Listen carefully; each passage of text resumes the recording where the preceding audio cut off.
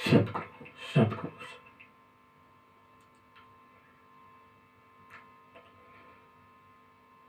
अर्चनी बंदनी मुद मंगल में संत समाज, पूज्य गुरुदेव जी,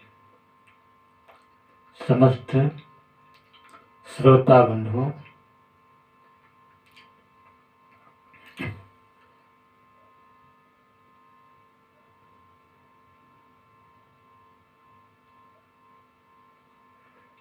गुरु बिन ज्ञान न उपजे, गुरु बिन नहीं अज्ञान विनाश, बंदों गुरुवर देव को होवे भ्रम तुम नाश।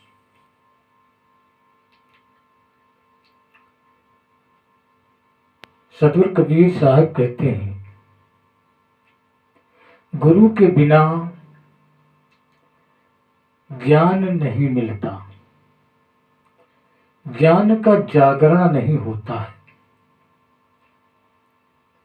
और बिना ज्ञान के गुरु की पहचान नहीं होती है।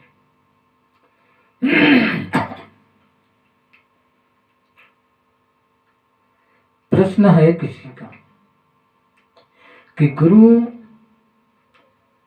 और उनके ज्ञान की, उनकी वाणी की पहचान कैसे हो।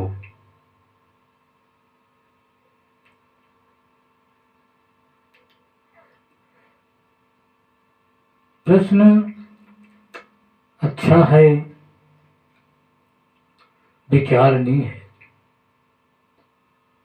सदगुरु कबीर साहब इस पर विचार करते हैं।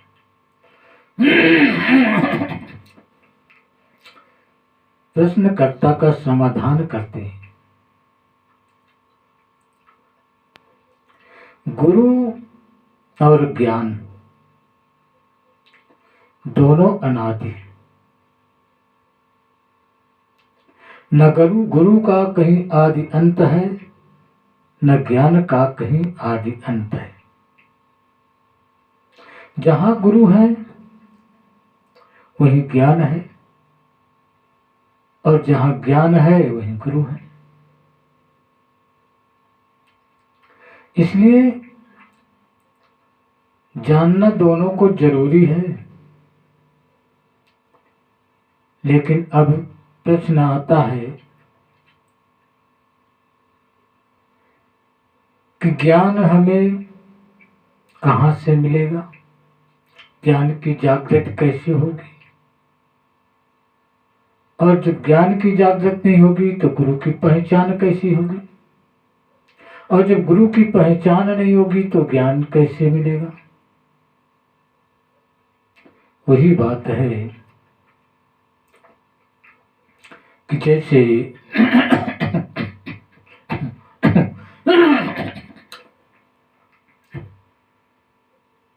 सूत पूछे कपास कैसा है, जैसे सूत पूछे कपास कैसा है, और बिना कपास के सूत नहीं बनता, ऐसा ही प्रश्न है।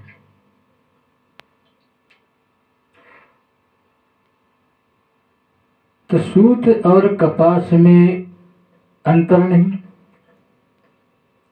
सिर्फ अंतर ये है कि उसका ज्ञान नहीं। सूत कपास से ही बना हुआ है, लेकिन वो उसे पहचान नहीं पा रहा है, अज्ञानता बस। ऐसे गुरु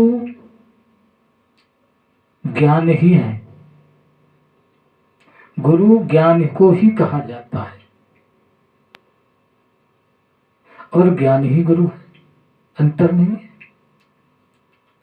अज्ञानता है, समझने की बात है।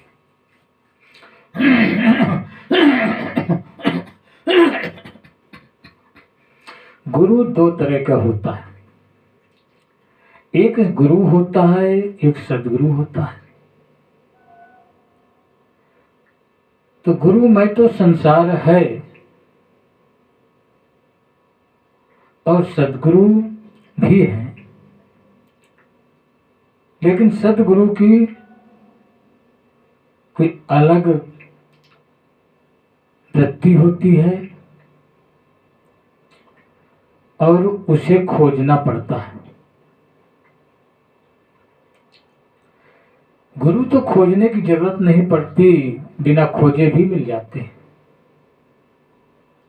जो हमें जीवन जीने की कला सिखाते हैं, जीवन जीने का मार्गदर्शन कराते हैं, वो गुरु होते हैं। जीवन जीने के लिए मूल आवश्यकता क्या होती है?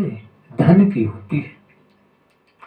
जीवन के लिए धन चाहिए और व्यवहार चाहिए।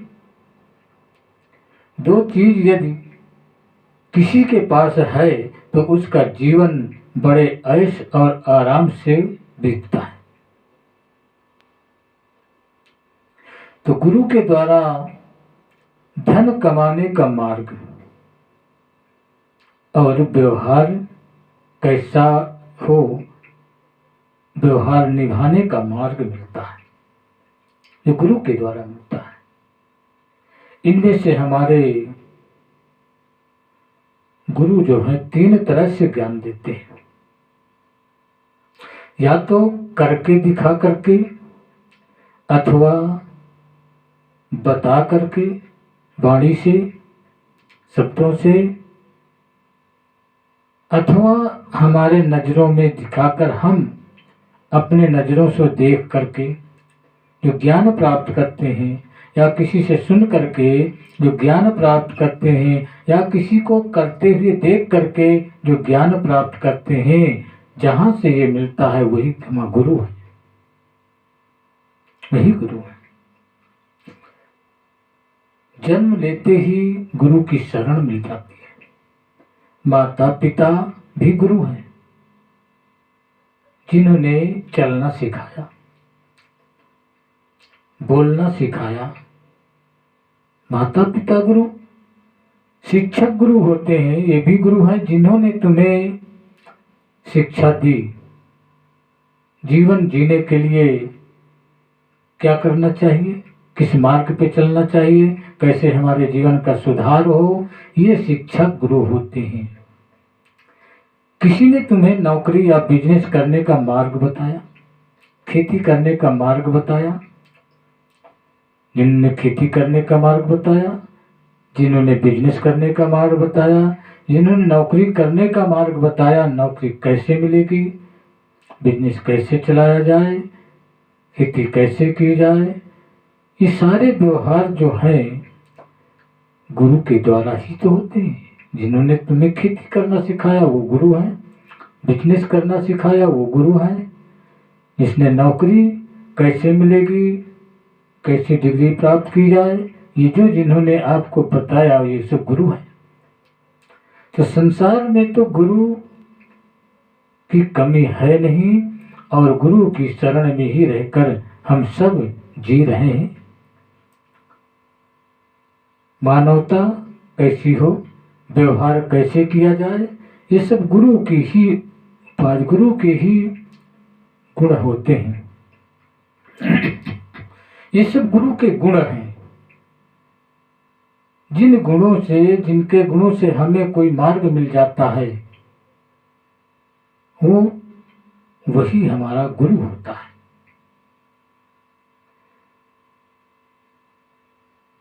गुरु का निवास जड़ हो या चेतन, दोनों में पाया जाता है। जड़ में भी गुरु का ज्ञान मिलता है। कभी कभी जिसमें जीव नहीं होता उसके भी द्वारा हमें किसी न किसी चीज का आभास हो जाता है। जैसे पेड़ों से देख लो, जिस पेड़ में फल लगे होते हैं वो पेड़ वचन होता है और झुक जाता है, झुक जाता है।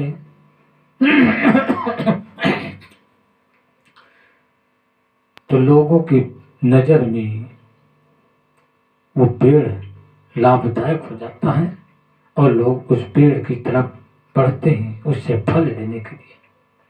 और जिसमें फल नहीं होते हैं वो पेड़ झुकता नहीं है, हवा के झोंकों में खूब झूमता है, अहंकार में होता है। इनसे भी ये एक ज्ञान होता है कि यदि झुककर चलो तो तुम्हारे अंदर वजन होता है। जिस व्यक्ति के अंदर वजन होगा वो हर समय झुक के चलता है, और जिसके अंदर वजन नहीं होगा, हल्का होगा, वो झूमता हुआ चलेगा, वो कभी झुक नहीं सकता है। पहचान होती है, हल्का ऊपरी शोभा बनाता है, ऊपर से अपने आप को खुद दिखावा करता है, क्योंकि अंदर से तो खोखला होता है। ऐसे ही संसार में मनुष्य जैसे ढोल की तरह होते हैं, वो हल्के होते हैं, उनमें कुछ नहीं होता है। ढोल को देखिए, ऊपर से आवाज करो तो कितनी आवाज निकालता है, बड़ी अच्छी आवाज निकालता है कि दुनिया को लोभ लेता है, मोह लेता है। लेकिन अंदर देखो तो कुछ नहीं होता है, खोखला होता है। ऐसे ऊपर से दिखावा करने वाले सदैव खोखले होते हैं, अंदर कुछ नहीं होता है। और जो अंदर से प्रौढ़ होते हैं, जिनके अंदर कुछ होता है, वो झुक हो जाते हैं, वो दिखावा नहीं करते हैं, वो झुक कर चलते हैं, वो हर समय झुकते रहते हैं। हर समय दूसरों से दूसरा कोई उनको बुरा कहता भी है तो वो सुन करके कुछ जवाब नहीं देते। इसलिए बुरा कहने वाले तो ठीक है, लेकिन बुरा करने वाले अच्छे नहीं होते हैं। जो बुराई किसी की करे वो महान है, और जो बुरा करे वो तो पतित है, वो गिरा हुआ है। इसलिए जो आपको जीवन जीने का मार्ग, धन कमाने का मार्ग बताता है वो गुरु है। अब आते हैं सदगुरु। सदगुरु जो है, सदगुरु जीव और आत्मा का बोध कराते हैं, समाधान कराते हैं। जीव और आत्मा कौन है, तुम कौन हो, स्वयं हम कौन हैं, इसकी भी पहचान कराते हैं, बोध कराते हैं। जीव किन बंधनों से बंधा हुआ है, जिसके कारण जीव दुख पाता है, उन बंधनों की पहचान कराते हैं सदगुरु, और उन बंधनों से मुक्ति पाने का मार्गदर्शन दिखाते हैं सदगुरु। इस संसार में हम जिए तो किस ढंग से जिए कि जीवन भी हमारा इस संसार में ऐसे आराम से, हर तरह से खुशियों से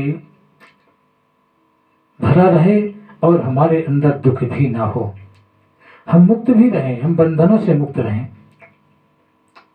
जैसे संसार में एक पशु होता है, उसको कोई बांध लेता है तो बंधन में हो जाता है, और उस पशु को जहाँ चाहे वहाँ ले जाता है, जो काम करावे काम करा लेता है। ऐसे ये जीव भी किसी के बंधन में है तो इसी तरह परेशान रहता है, वो बंधन ही उसको इधर उधर भटकाता है और दुख देता है। मोह का बंधन होता है, विषय का बंधन होता है।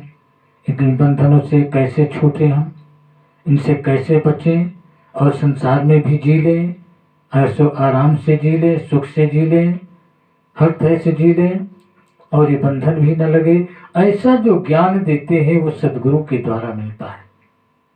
सदगुरु की वाणी होती है मुक्ति देना, मोक्ष देना। लेकिन गुरु के प्रति तो सब झुके हैं, गुरु उन्हें मिल जाता है, वही उनको दिखता है। सदगुरु तो खोजना पड़ता है, सदगुरु खोजना पड़ता है। जिन्होंने सदगुरु की शरण पाई है वो इस जीवन में ऐश करते हुए मोक्ष पा लिया है। इसीलिए कहा है कि गुरु बिन ज्ञान न उपजे, गुरु बिन नहीं अज्ञान विनाश। और गुरु बिन बंदो गुरुवर देव को होवे भ्रम। गुरु के बिना ज्ञान की उत्पत्ति नहीं होती है, और ज्ञान तभी होता है जब अज्ञान का विनाश हो जाता है। अज्ञान का विनाश हो जाता है, अज्ञान अंधकार और ज्ञान प्रकाश। गुरु शब्द यही कहा गया है। गुरु, गु माने अंधकार, रु माने प्रकाश। जो अंधकार और प्रकाश की पहचान करा दे और अंधकार से हमें प्रकाश में ला दे, अर्थात अज्ञान से हमें ज्ञान में ला दे। अज्ञान क्या होता है, ज्ञान का होता है, इसकी पहचान करा दे, वो सदगुरु होते हैं, गुरु होते हैं। गुरु के सामने अंधकार और अज्ञान दोनों की दिखते नजर आते हैं, लेकिन जब गुरु अंधकार से प्रकाश की ओर ले जाता है तो अंधकार मिट जाता है। जिसके जीवन में गुरु आ जाते हैं, जिसके हृदय में गुरु का संचार हो जाता है, जा घट गुरु न संचरे सो घट घट नहीं मसान। जैसे खाल लोहार को श्वास लेते हैं प्राण। जिसके हृदय में गुरु का संचार नहीं होता है वो हृदय नहीं, मरघट मसान की तरह होता है। और जिसके अंदर गुरु का संचार हो जाता है वो इस तरह होता है, जीवन के अज्ञान को दूर कर देता है, अपने आप अज्ञान दूर हो जाता है। जैसे अंधकार में कोई दीपक रख दिया जाए, कोई बल्ब जला दिया जाए, तो अंधकार को हमें भगाने की जरूरत नहीं पड़ती। अंधकार को हम भगा नहीं सकते, भगाने की जरूरत नहीं पड़ती है, अपने आप अंधकार मिट जाता है और प्रकाश हो जाता है। तो गुरु वो दीपक है, वो विद्युत बल्ब है, वो सूर्य है कि जिसके अंदर उनका संचार हो जाता है, उनके अंदर से अज्ञान अपने आप भग जाता है और वो ज्ञान को प्राप्त हो जाता है, ज्ञान आ जाता है। ये गुरु है। और गुरु की पहचान उनके शब्दों से होती है, लेकिन उनके शब्द कब मिलेंगे? जब हम सत्संग करते हैं, जब संतों का संग करेंगे, गुरुओं का संग करेंगे, तब हमें ये पहचान होगी कि वास्तव में ये सदगुरु कैसे हैं। ये गुरु हैं, सदगुरु हैं। जब उनकी वाणियों को सुनेंगे और वो हमें समाधान कर देंगे, हमारे अंदर बोध करा देंगे, तो हम जाने कि ये हमारे सदगुरु हैं। वही सदगुरु होते हैं जो हमारे अंदर के भ्रम को मिटा दें, अंधकार को मिटा दें और बोध करा दें। वो सदगुरु होते हैं। ऐसा बोध कराते हैं कि फिर उसका कोई काट करने वाला नहीं होता, कोई उसको काट नहीं सकता है। वो सदगुरु होते हैं। भौतिकवाद क्या है, अध्यात्मवाद क्या है, ये सदगुरु के द्वारा प्राप्त होता है। भौतिक गुरु तो वो भौतिकवाद को ही दिखाते हैं और उसी को सही बताते हैं, लेकिन उस पर जब सदगुरु का सामना पड़ जाता है तो उसका काट कर देते हैं, समाधान करके अध्यात्म को लाते हैं। अध्यात्म में काट नहीं है। अध्यात्म शब्द ही बताता है कि सबसे मूल है आत्मा का अध्ययन, सबसे मूल है स्वयं का अध्ययन, सबसे मूल है जीव का अध्ययन, चेतन का अध्ययन। जो आत्मा, जीव और चेतन एक समझ लेता है, जब उसको ज्ञान हो जाता है। अध्यात्म से यही मिलता है कि चेतन, आत्मा, जीव में अंतर नहीं है। इसका बोध हो जाए, कोई शंका न रह जाए, संशय न रह जाए, तो जिनके द्वारा हो जाता है वो हमारे सद्गुरु हैं। इन्हीं बाणियों के साथ हमें सद्गुरु की पहचान हो जाती है, और जब पहचान होती है तो उन्हीं गुरु को की हमें शरण ले लेना चाहिए। जब तक सत्संग नहीं होगा, संतों का संग नहीं होगा, गुरुओं का संग नहीं होगा, तब तक गुरु की वास्तविक पहचान नहीं होगी, और वास्तविक पहचान न होने से अंधकार में पड़ जाएंगे। क्योंकि साहब ने कहा है, गुरु तो बहुत है, गुरुआ तो घर घर फिरे, दीक्षा हमरी लो, कई बूढ़ो कई उबड़ो टका पलटने। गली गली गुरु चिल्ला रहे हैं और कह रहे हैं कि दीक्षा ले लो, हमसे दीक्षा ले लो, लेकिन वो दीक्षा देते क्या हैं? उनसे तो दक्षिणा से मतलब है।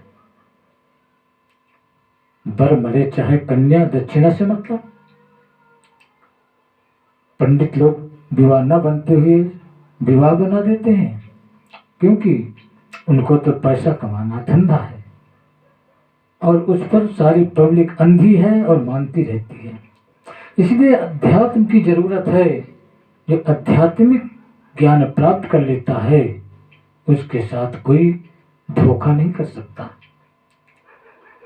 तो इसका ज्ञान करने के लिए सत्संग होता है, संतों का संग करना, संतों को बाणियों को सुनना और उन पर विचार करना, मनन करना। किसी बात की शंका हो तो उस संत से या अन्य से उसका समाधान करना, ये सद्गुरु की शरण होती है। ये और इस पहचान के द्वारा गुरु की पहचान हो जाती है। शब्दों के द्वारा गुरु की पहचान हो जाती है, सद्गुरु की पहचान हो जाती है। और जब सद्गुरु की पहचान हो जाती है तो सब सारे अंदर के अंधकार सब नष्ट हो जाते हैं। इन्हीं शब्दों के साथ अपनी वाणी का विराम करता हूँ, और सबको ये मंत्र गुरुदेव का दिया हुआ मंत्र है, इसको सब कोई जाप करे। अहम शुद्ध चेतन ज्ञान स्वरूपम अजराहम अमराहम अखंडम अनुपम। अहम शुद्ध चेतन ज्ञान स्वरूपम अजराहम अमराहम अखंडम अनुपम। अहम शुद्ध चैतन्य ज्ञान स्वरूपम अजराहम अमराहम अखंडम अनुपम। मैं शुद्ध हूँ, चेतन हूँ, ज्ञान स्वरूप हूँ, अखंड हूँ, अजर हूँ, अमर हूँ और अनोखा हूँ। जो इन मंत्र का जाप करता है, इसका अर्थ विचार करता है, अपने जीवन में उतारता है, धारण करता है, वो सदैव सुखी और हर तरह से मोक्ष को प्राप्त रहता है। इस मंत्र का अवश्य जाप करना चाहिए, हर समय जपते रहें। यदि मेरी इन शब्दों पर आप बार बार विचार करेंगे तो जरूर कुछ ना कुछ मिलेगा, और इस वीडियो को जितनी बार देखेंगे उतनी बार ही तुम्हें ज्ञान बढ़ता ही रहेगा, पहचान होती रहेगी। और ये सब अच्छे लगते हों तो सब्सक्राइब करना ना भूलें, और कोई समाधान हो कमेंट में लिखें, लाइक करें। अन्य वीडियो देखने के लिए घंटी का बटन दबाएं। इन्हीं शब्दों के साथ अपनी वाणी को मैं विराम करता हूँ। साहेब बंदगी, साहेब बंदगी, साहेब बंदगी।